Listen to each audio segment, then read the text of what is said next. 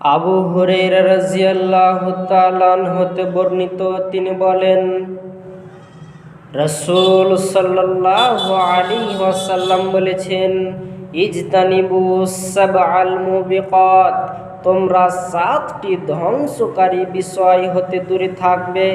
সাহাবীগণ জিজ্ঞেস করলেন, ইয়া রাসূলুল্লাহ, হে আল্লাহর রাসূল, ওয়া মা হুন্না, সেই 7টি ধ্বংসকারী বিষয় কি?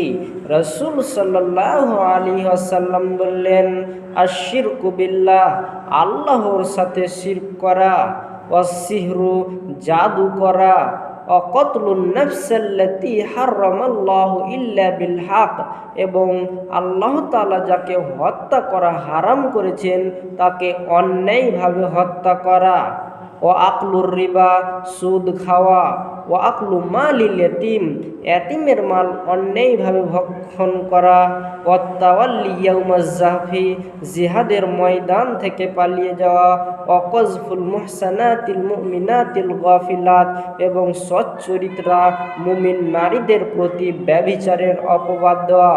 অত্র হাদিস দ্বারা বোঝা গেল যে 7টি বিষয় থেকে আমাদেরকে দূরে থাকতে হবে। 1, আল্লাহর সাথে শিরক করা, আল্লাহর সাথে কাউকে শরীক করা যাবে না।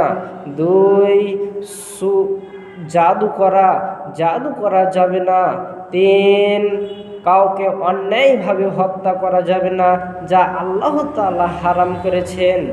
4, সুদ খাওয়া যাবে না।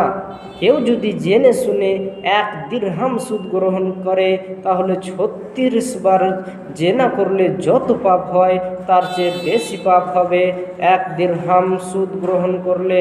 অতএব সুদ খাওয়া যাবে না।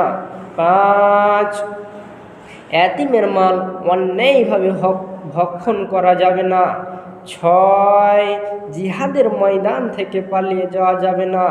7, সচ্চরিত্রা মুমিন নারী বা পুরুষ হোক তাদের প্রতি ব্যভিচারের অপবাদ দেওয়া যাবে না। এগুলো থেকে আমাদেরকে বেঁচে থাকতে হবে।